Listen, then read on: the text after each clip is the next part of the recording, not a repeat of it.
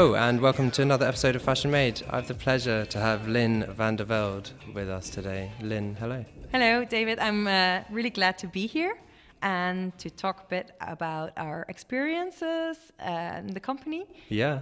We're going to chat about fit, virtual try-on, in-store try-on, the wonderful world that is, fitting clothes. And Van de Velde, I know, specialise in body-tight clothing. Is that how you call it? It's a way to say it. We like to call it lingerie and swimwear. Yeah. So we are a fashion company and we design, manufacture and distribute women's underwear and swimwear and also sports bras. So we are there to make women feel good about themselves, to support them literally, and we like to do that in every moment of her life. Yeah. For those who don't know, Van de Velde have a great reputation for having excellent in-store fit. So that means the experience of going in-store and trying things on is very personalized, has a personal touch, and that's something you're very famous for over here. I'm glad you mentioned it. It's good to hear. We have three main brands in lingerie: Mary Jo, Prima Donna for the larger sizes, and André Cerda. And the biggest part of our turnover comes from the offline lingerie boutique. So the independent retailer who is very specialized, whose service level is very high, and who assists the lady that comes into a store and caters her with the different brands and products she has. The fitting room is very important in the store, like the heart of the store where all the decisions are made is the fitting room. And we're famous, we're famous for the quality and fit of our products, but those couldn't be communicated well to our customers without the assistance of a really expertised fitting lady or fitting expert. Okay, so how do you then, as the whole world wants to go digital, how do you digitize such a personalized process, and how's it going in your journey? I mean, how do you start? It's a challenge. What we did is we started researching and hearing from our stakeholders and hearing from our customers, because we felt that to continue to be true to our DNA of our company, we couldn't go online on e-com without offering something that could have this extra experience about fit and comfort. So we're online right now, and we have some low start level or beginning level fit expertise or fit experiences. Like you can do a size quiz online to get your right fit. There's a lot of advice. You can contact one of our fitting experts in the company, but at the same time we felt that it's not enough for the customer. So in the innovation department of Van de Velde, we started thinking about next steps, and the main goal was we wanted to give every woman, every customer, a personalized fitting experience regardless of the channel that she's using.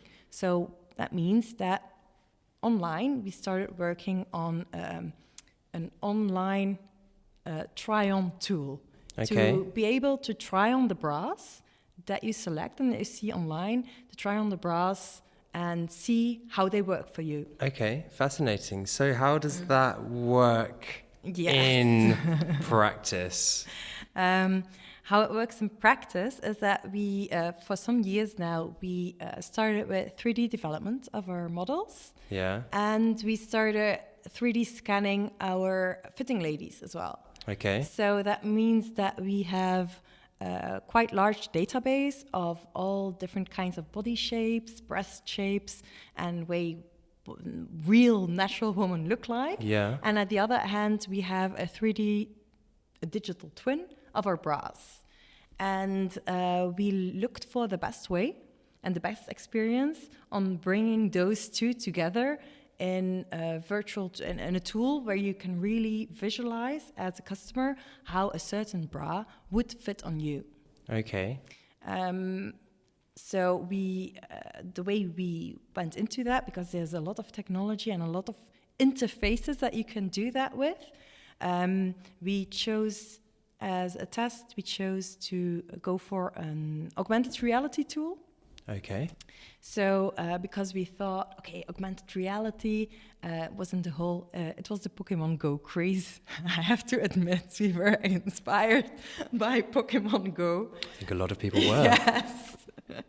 So we used augmented reality, and in this we made a mobile app for ladies to use in the privacy of their home, and where they could create a 3D version of themselves and try on some of the lingerie sets that we provided in 3D as well.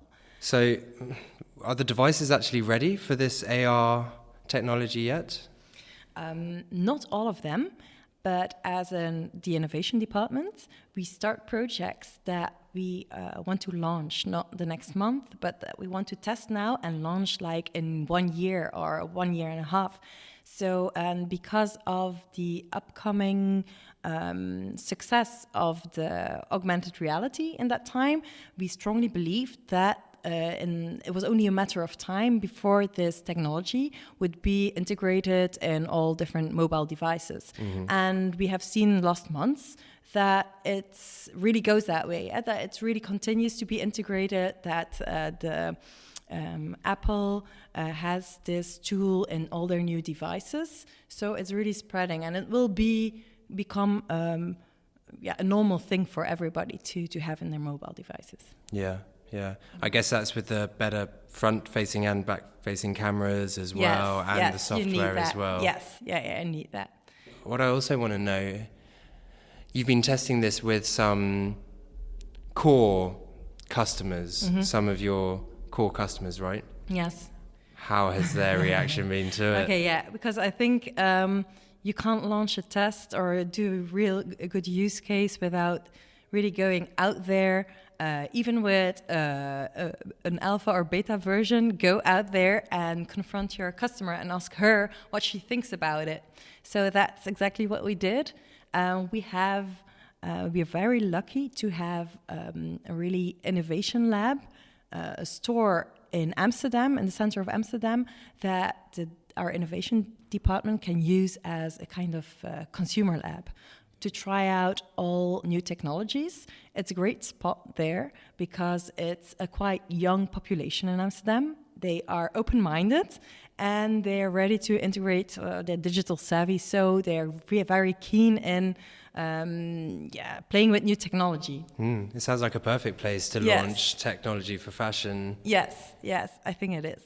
And so we launched it there. We organized an event in store, and we invited a group of customers that we know have already some bond or some band with our brand, so that we're already a little bit eager to step into it.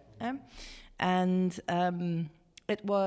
we worked together with a research group of the University of Ghent just to make sure that the way we were testing it was a good way to do it, and to make sure that the consequences, or how you call it, the wrap up we did after that, and the decisions we would make would be based on really objective data. Okay. There was also an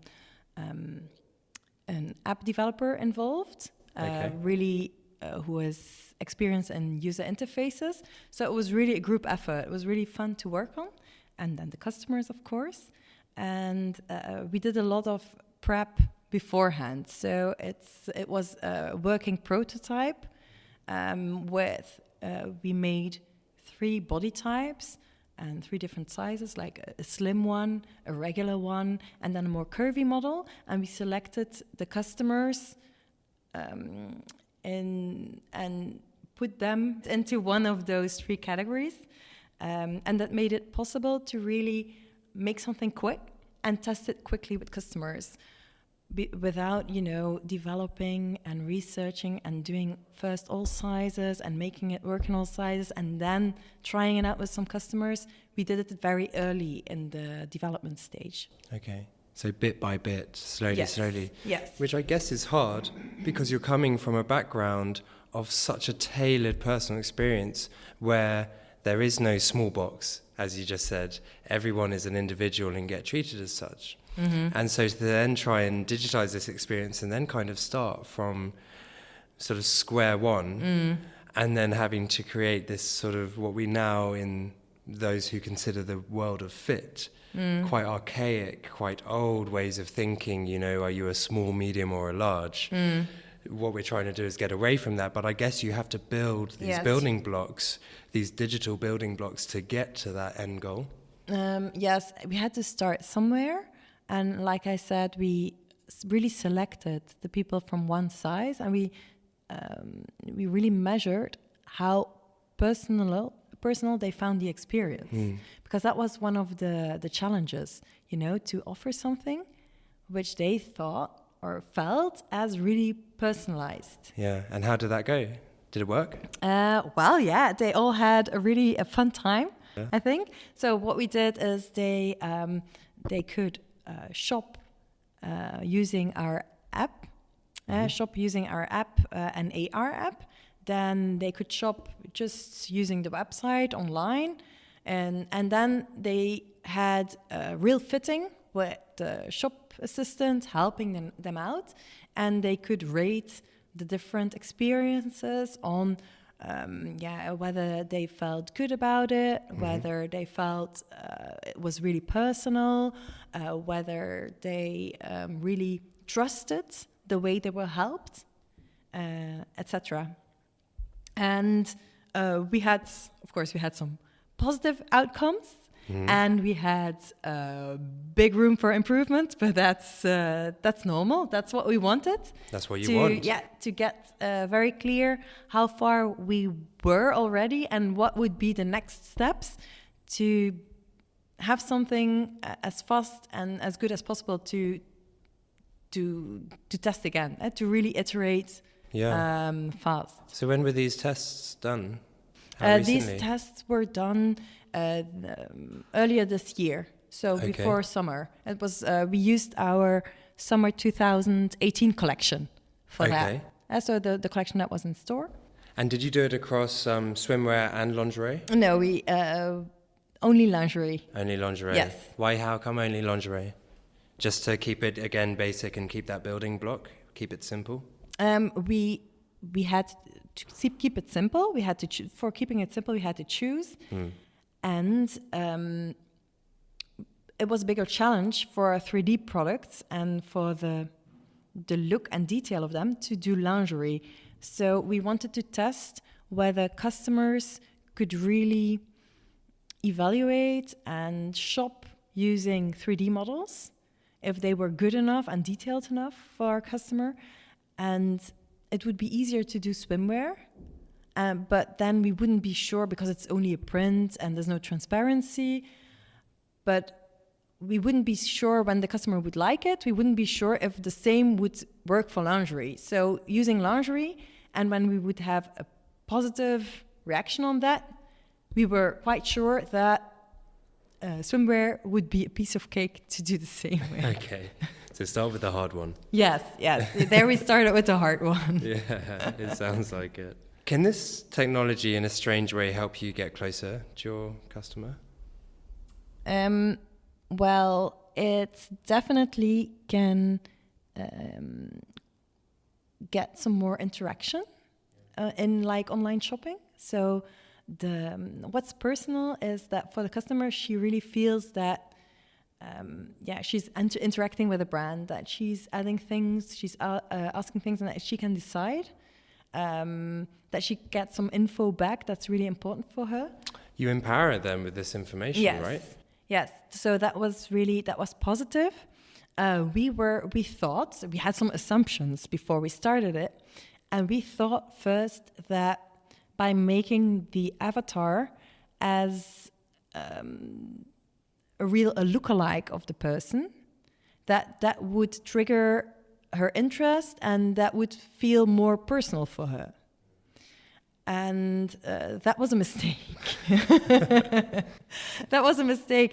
We felt that people felt it was a personal experience when, instead of making a lookalike avatar, when we could add some personal advice on top. So when we would add some extra interaction with shopping assistant in our headquarters in Scalabella, for example, you know, so that she could ask some questions, because it doesn't lift all the insecurities about the fit and how she looks. Maybe she has some questions about it, and when she can add her personal questions to somebody who's listening to that adds more feeling of like customization and personalization than having a lookalike avatar.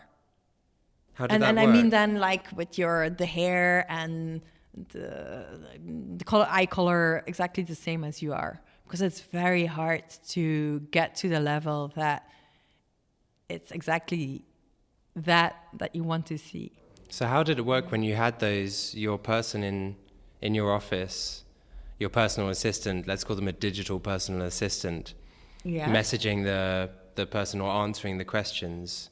Did that work well in the trials? Because I wonder if it's almost a slight invasion. If you're doing this in your own home, do you want to just do it alone and not have anyone on the other end giving you advice or answering questions? I mean, I'm just asking. I mean, how did it go? Well, with customers we tested with, they were really asking to have this option. Okay. They were really happy to have it. We added in the first tool, we added this share option, you know, that they could share a picture of their digital self wearing lingerie with their friends and stuff. And we felt that was harder to sell than just a chat option with a digital stylist. So maybe that changes in the future. With the new generation, but we feel that we're not there yet. So that's not what interests them. Do you think, right maybe sort of Snapchat their friends with a picture of them in their sort of digital lingerie? I think for a younger generation it could work. Yeah, I think so. Yeah. I honestly, I never trust my own opinion on these things. You know, I trust the mindset of sort of my nieces and nephews and how they think about these things, and they seem to have a very open mind with this stuff. You know, so I don't see the future generations really having that much of a problem with sharing this kind of stuff. Yes, on the other hand, I think we haven't tried it yet. We need to try it, because you hear as well that younger people, they have this new kind of I only know the Dutch word. That's okay. What's the Dutch word?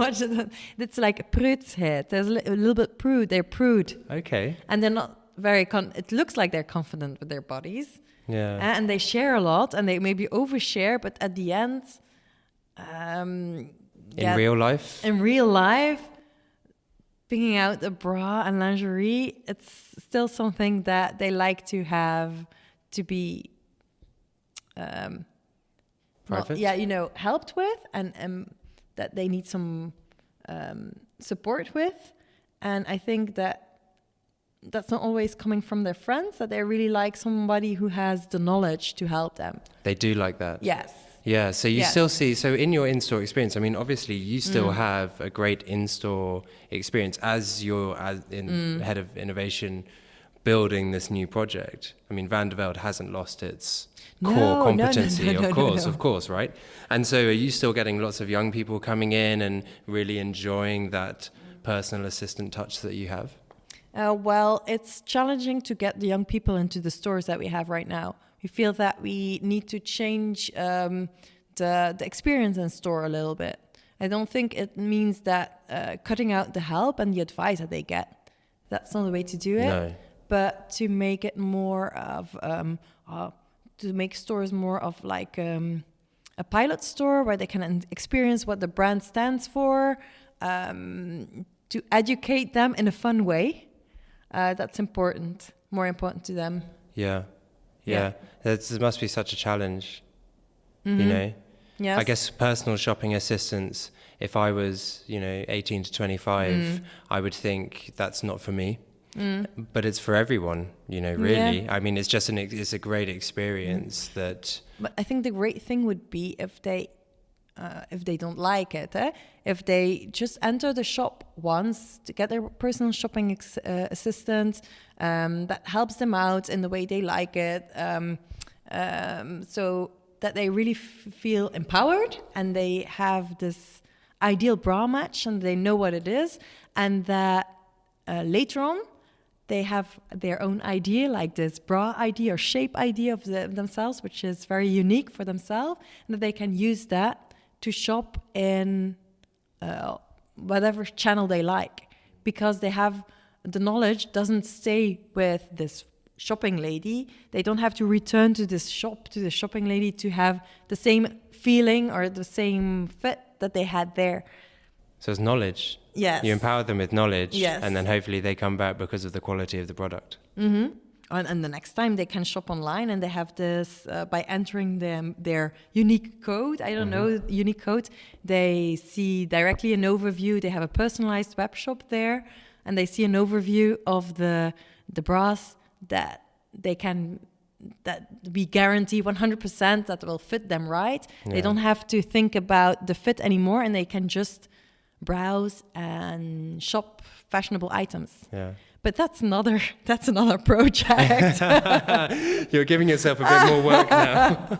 No, yeah, we started it, but that's one of that would be a dream, like an omni-channel dream of us, that you could, that you empower the customer with her unique data, that we use our knowledge to get the data to her, and that at the end that she can shop seamlessly without any effort in every channel that she likes. Yeah.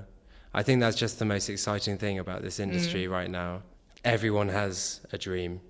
They have their big dreams for their company and how they're going to work with other companies to achieve this zenith, this top of the Everest goal of perfectly balancing physical and digital and technology and knowledge and all of these things coming together to just give people that. And there you have a good point, that we can't do it by ourselves anymore. That you use a whole, I know it's a buzzword, ecosystem, but there's a whole ecosystem of people, digital companies, startups, that can work together to make this dream come true. Yeah, I know. It does sound so cheesy, but yes. I don't. To be honest, I really don't care, because it's absolutely true. Because I walk around these events all the time, and anyone I ever speak to, and everyone always talks about collaboration. And it's not just about signing contracts and working together, and what are we going to give you and what are you going to give me. It's not really about that. It can even just be as simple as willing to spend 20 minutes talking to someone about an idea that they have, and it might give you a different perspective on something, or just spark a little light somewhere. And so that's why it's a really important industry to work in right now, or really exciting industry to work in right now, because there's just so many buzzing conversations going on. So it's really great. And look, I wish you guys all the best. I hope you achieve this dream. Thank you. I think the event here helps already a little to get in touch with the right people. Yeah, I hope so. Yeah. We had a very fruitful first day. Yeah, I know. We get ready for the next. Lien, thank you very much for joining us today. Yeah, it was great. Thanks. Yeah, cheers.